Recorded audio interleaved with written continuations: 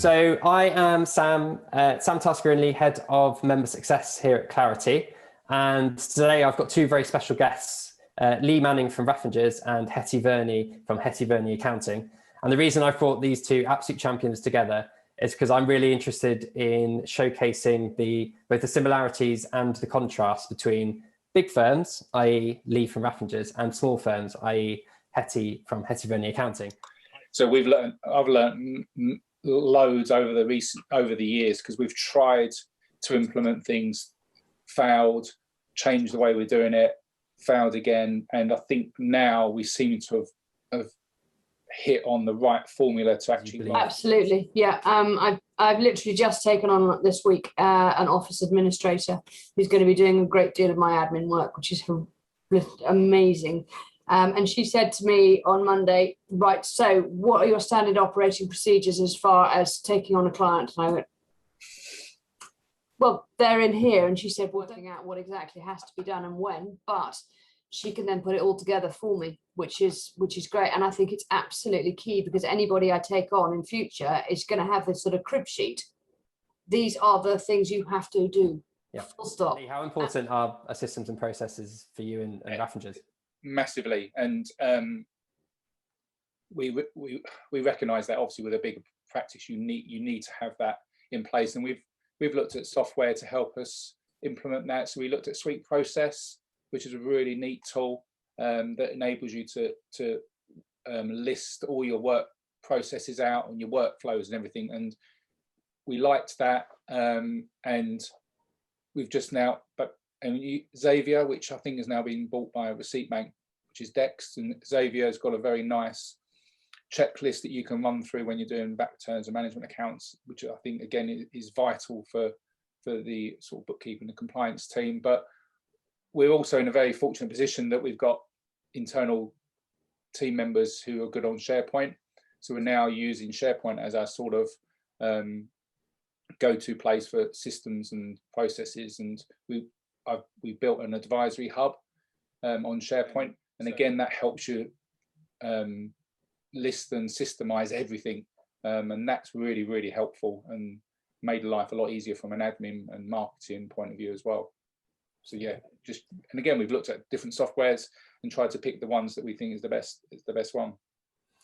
I'm going to challenge you a little bit here, Lee, and based on my experience of working at a big firm, and the systems and processes are very much set in place. And I just wonder how much they get looked at once they're in place, and do they get tweaked and improved? Because sometimes when I was back in practice, you question why something is done that way, and the answer generally is because it's always been done that way. And for me, that's not a good enough reason as to why you should be doing it. Like, so how can you make sure that process and systems are tweaked and changed and improved all the time?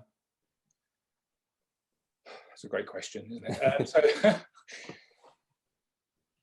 yeah, it is challenging. It is challenging because even with the advisory hub, I know I put systems in there months and months ago, and know they haven't been looked at for a while. So it literally is a matter of making myself accountable to somebody else to say, look, we need to make sure that it's up to date and that it's still relevant, because things change so fast as well. So the stuff I put on there months ago maybe not even relevant anymore. So it's then it's making sure that the other team members are challenging myself to say, look, this needs changing, this needs upgrading, or especially in the advisory hub. Other processes is and systems, that's difficult, and we have put in place accountability for some of the team members and some of the partners to make sure that they're reviewed on a quarterly basis to make sure that things are being kept up to date. Yeah, you've brought up accountability a couple of times there, and you're speaking the Clarity language by talking about accountability. It's something that I bang on about all the time. Steve bangs on about it all the time. We call it the secret sauce of success. How important do you think accountability is within your firm, but then also how have you transferred that now towards your clients and trying to help them get where they want to be? Hetty, start with you. I use it a huge amount in anything to do with business or home, personal, actually, to be quite honest with you. I'm a member of a few masterminds, and we are all kept accountable whether we like it or not. Also with the Clarity action plans. And when I set out the action plans with them, I make sure that I have at least one action myself as well, so that they can then keep me accountable to that as well. And it makes them sort of think of it in a different way, I think. But keeping them accountable is it's part and parcel of what we do now. I don't necessarily do it with my existing clients, but I do it with every new client. And I tell them when I first go through the proposal or whatever we're going through, this is what we will do. On a fortnightly basis, we will email you and say, how are you doing with your action plan, or once a month, whatever it happens to be. And they're like, sort of, oh, I don't think I really like that. And I say, well, it's part and parcel.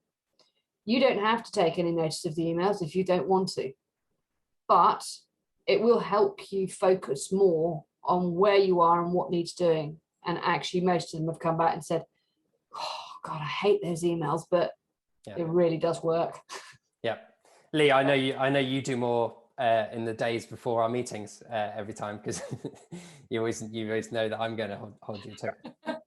I suppose same question to you. So you've mentioned already, you've got as a partnership, you have to hold each other to account to keep improving each other. But then I suppose for your client, realised that we had sort of weaknesses within our practice, especially around accountability. So literally the last year we've implemented a lot of the traction and systems and processes, and accountability is just key to that whole thing working. And look, if clients don't want to do it, don't want to be made accountable, don't want to put the motivation in, don't want to grow their business, then you move on to the next client who does want to do that. Because what I've discovered with advisory, it's not like compliance where everyone has to do it.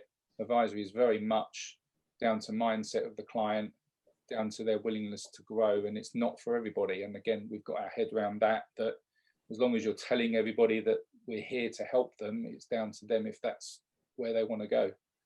I think it's a really good point you just made there. I think those advisory conversations go further when you've got the right personality on the other end of it. It's not even necessarily how their business is doing or anything else. It's generally about mindset, I think.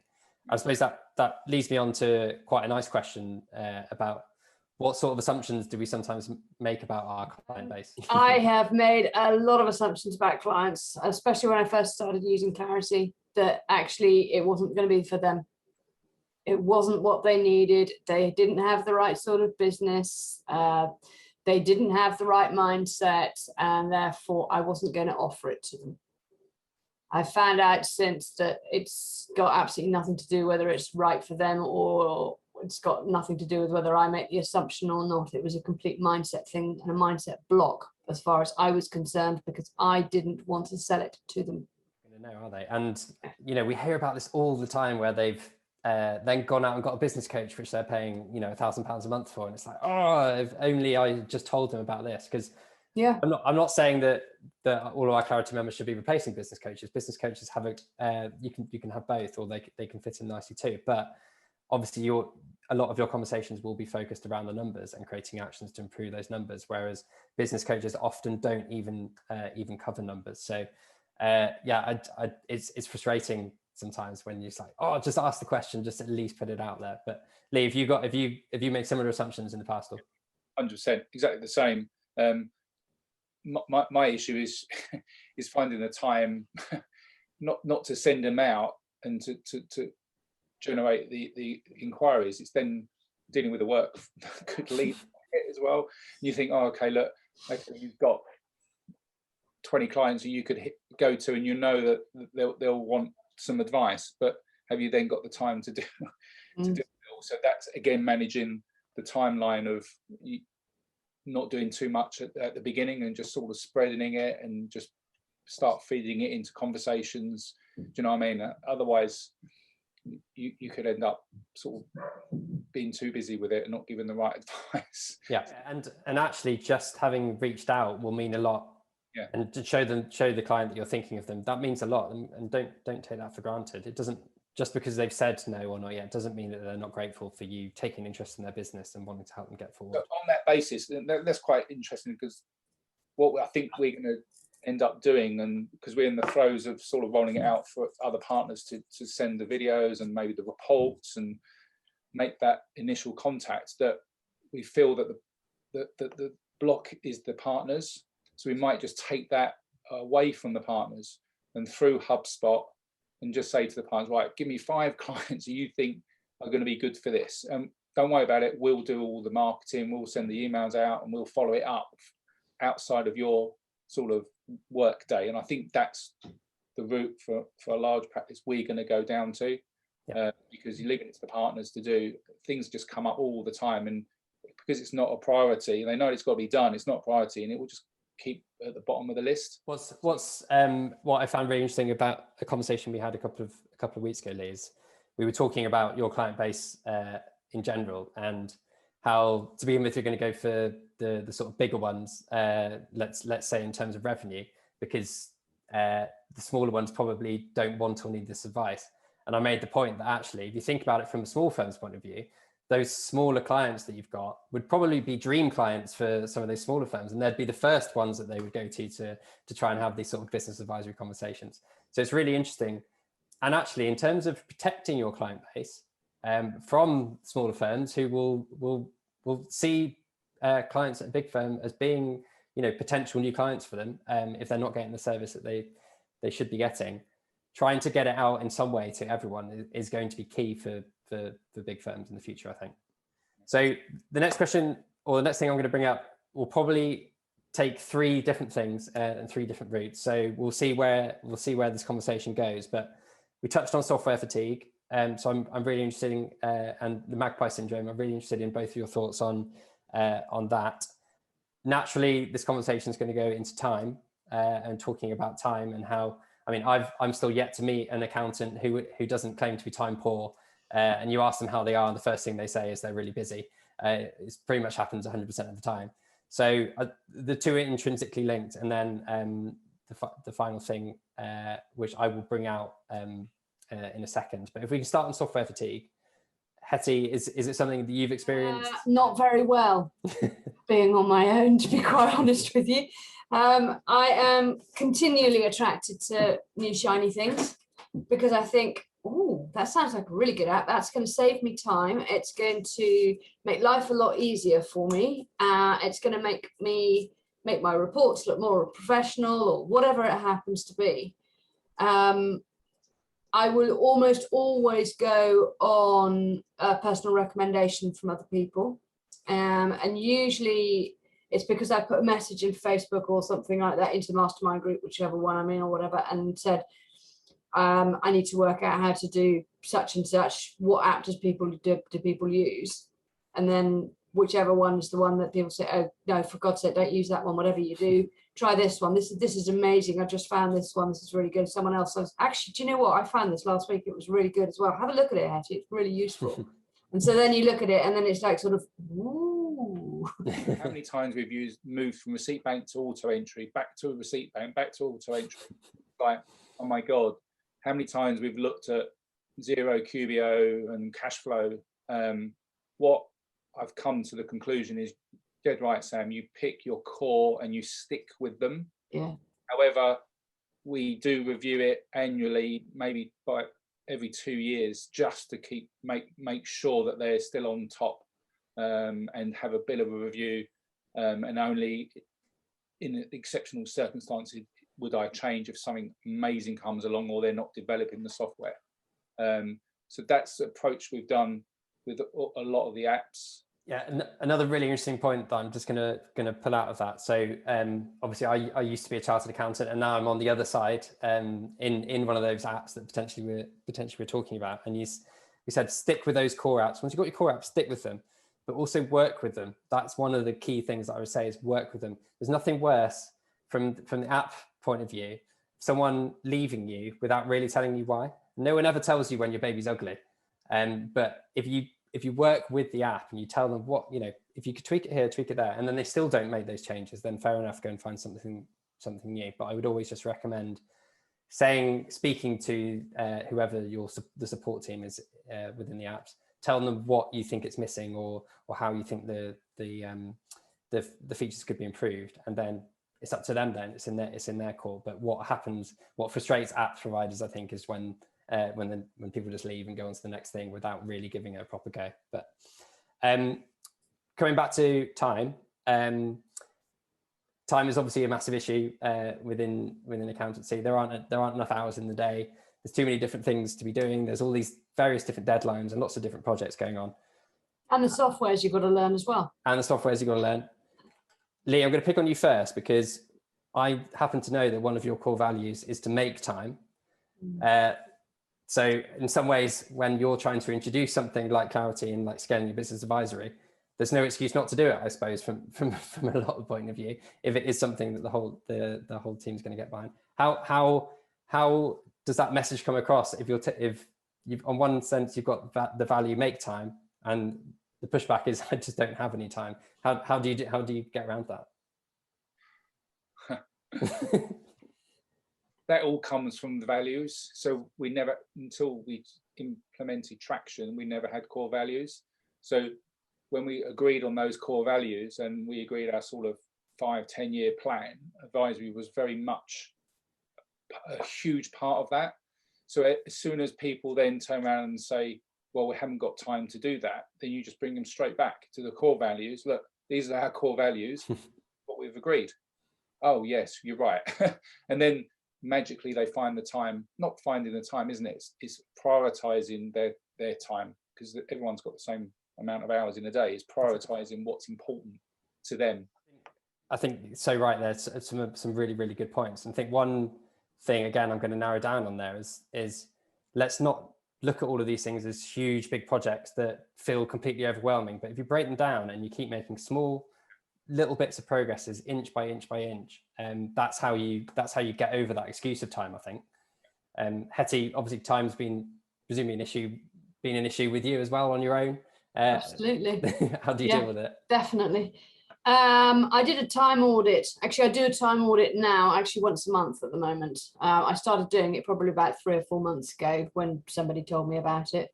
And the amount of time that I was faffing around and wasting by doing silly little things and not actually time blocking certain things was just unbelievable. Absolutely unbelievable, which is why I now do it on a monthly basis, just to sort of see where I am. This is part of the reason why I've now taken on this office administrator, so that she can take on doing quite a lot of the stuff. So I've been doing a lot of ditch it, delegate it, whatever it happens to be. And prioritizing is one of my core values as far as the business is concerned, and learning how to prioritize my time is absolutely key, because it's only me. I've got nobody else to rely on. If I get ill or I can't do something because I've got to do something for my family or whatever it happens to be, who are the people who are going to suffer? My clients. Yeah. And that, to me, letting them down would be the worst thing that I could possibly do. You guys both use outsourcing / offshoring in your team. I'm just really interested in how you both use them. I think you both use them in a slightly different way. Lee, how does Raffingers, if you're happy to talk about it, how does Raffingers use outsourcing? Yeah, so we pretty much split it into two. So the offshoring we use for the Philippines, which do all the cloud bookkeeping, because it's cost effective. You've got the same people doing the same jobs without going on study leave, which was a big issue, and being promoted. So we found that the juniors, as soon as they got good at the bookkeeping and they were passing exams, we lost them to the audit team and the accounts team, and then you started all over again. I said, this is crazy. So that works really well. Took time to get going, but again, perseverance paid off. On the outsourcing, we've got a relationship with an Indian firm that work close with us, that we've got people out there doing accounts, payroll, and a bit of admin work. Again, we were doing that 15 years ago. Swapped and changed and improved as we went along, and I think now we've got it pretty much buttoned down. That when we first did it, it was more of a backup where we were really busy. Oh, let's send it to India. But now our first port of call, right, let's send it to India as our default, and then anything back in the office, we deal with it. And you've got to do it. The cost of doing it in the UK is just unbelievable. And the time saving to take back to time as well. Time, quality, yeah, all of that. It's great, but you just, again, you need someone dedicated to run with that, get that set up, and again, make them accountable and just persevere with it. And make sure the systems and processes are so important when it comes to outsourcing and offshoring. Hetty, how do you use it, just quickly? I use it. I have an outsourcer who is in Pakistan, who's absolutely on top of it, and he's really, really good. But I'm also associated with a company in India as well, and they're getting there. It's a long process, I think, getting them to do what you want and how you want them to do it, etc., etc. And I think it's taken a lot longer than I thought it was going to. Can I just jump in there, Hetty? Yeah. Remember that we invested in it, and we actually brought guys over from India and worked in our office, and that was just money so well spent, because they straight away they saw how you worked, interacted with the team. That we haven't done for a while, obviously with COVID and everything, but that was brilliant at the beginning. And we did the same with the Philippines as well. They came over, and the first time they'd ever been out of the Philippines, and again, that they really respected that. So that was definitely part of getting it to work. Amazing. That's a really good idea, actually. That is a very good idea. So, final couple of questions, if I may. So, just a straight up question. We'll go with you, Lee, first. Where do you see the industry going in the next 5 years or so? I think AI is going to make a massive impact. I think Xero sort of partnered with BotKeeper, I noticed in the press. You can see where that's going, and it's only going to get more automated over the next 5 years. Advisory, without a doubt, will just become part of the norm when you're having conversations with clients. And funny enough, I think especially firms our size will all be diversifying into maybe HR, wealth management is going to be massive. I think for firms our size, even marketing, we're even looking at marketing, helping those smaller clients who don't want to go to an agency, because when you're doing the advisory stuff, it's amazing how much is marketing related and social media and all of that stuff. I think it's going to be massive going forward. And I think if we can, as a bigger firm, can be in that space, I think, yeah, there will be a lot of added value services, not just compliance and accounts, and then making tax digital, who knows what that's going to bring. So that's changed the whole landscape. But at least firms like myself and Hetty, we're there ready to go when those changes do come in, and we can adapt fairly quickly. Yeah, there's a lot of firms that have got a long way to go to get anywhere near close to being ready. So Hetty, same question to you. Where do you see the industry going in the next 5 years? I'm very much the same as Lee, to be quite honest with you. I think advisory is just going to be part and parcel of what every accountant, should be doing, and certainly ought to be doing, I think, in my eyes anyhow. Just to challenge that quickly, do you think we would have also said that 5 years ago? No. Do you not? I wouldn't. I definitely wouldn't have done. No, okay. It would have crossed my mind, but honestly, it was like, no. I mean, everyone always used to say to me when I very first qualified, well, that's one of the best jobs to be in, because your accountants will always be needed. Not if you look at things like QuickBooks adverts and stuff like that, saying, look how easy it is, press a button and you've done your accounts. No, you haven't. But I think, no, I do think advisory will be part and parcel. I mean, nowadays it's what I offer to every single one of my new clients. They will take one of the 3 packages, otherwise they won't work with me. I don't need advisory. Well, I'm sorry, but that's part and parcel of it. That's what you get, because I think it's really important that you understand what your numbers mean. Oh, okay. In that case, I better take that then, hadn't I? Yes. Yeah, so, I do agree with you both. I think accounts and compliance will be more and more commoditized, and the way to stand out and get yourself ahead of the market is going to be the added value services that you can provide, and whether that is being the one-stop shop that Lee talks about being, where you start adding all those other strings to your bow. I think it's going to be really interesting over the next 5 years. I think whilst there are challenges, the accounting industry is a really exciting place to be right now. I think it is, but also I think because of the stigma that it's always had as being boring, grey and dreadful, I think it's going to change the landscape as far as that's concerned in a very big way. I'm really putting you on the spot now. Oh God. So Hetty, what advice would you give Lee and other big firms, based on what you know as a small firm business owner? What words of advice or tips could you give to Lee? Well, the only thing I can really think of is that if clients are coming to me, small clients, which the majority of my clients are, if they're coming to me because their accountant has been taken over by a bigger firm, and they feel that they've been lost, they feel like they're just a number, they're not a person, and that's why they'd leave. Not because of the service necessarily, but they don't know who's dealing with what or why or anything like that, and they just feel totally lost and not important. And I think, to me, that's one of the most important things that we can do as accountants, is make our clients feel important, whatever size we are. Makes no difference what size we are. That's what we've got to do. They're the ones who are paying our bills after all. Awesome. Same question to you, Lee. So what advice would you give Hetty and other smaller firms, I suppose, in terms of scaling or whatever it is you want it to be? Don't scale up, Hetty. Just stay as you are. Don't do it. Really don't do it. I don't know any different. So I've always worked for a medium sort of larger firm. So I don't know what it's like to work on your own and have those challenges.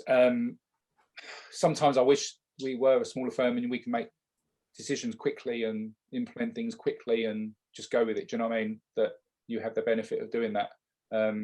Scaling up, I think you're doing the right thing, is just slowly getting those systems in place. And what I've learned is getting people better than me around me. I think that's really important. So get a much better marketing person around me than I was. Same with maybe the technical side. And it's amazing then once you do sort of get over that hurdle of, oh crikey, I am irreplaceable. I am replaceable. But then you can see the growth when you get those good people around you. And I've seen that in our practice. And Lee and Hetty, it's been an absolute pleasure having you. Some really great insight, some really interesting similarities and contrasts between the two of you and your two firms. Just want to thank you for giving up the time today and joining me. I've really enjoyed every second of it. So thank you very much. Not at all. No, it's been really good. Thank you. Thank you, Lee.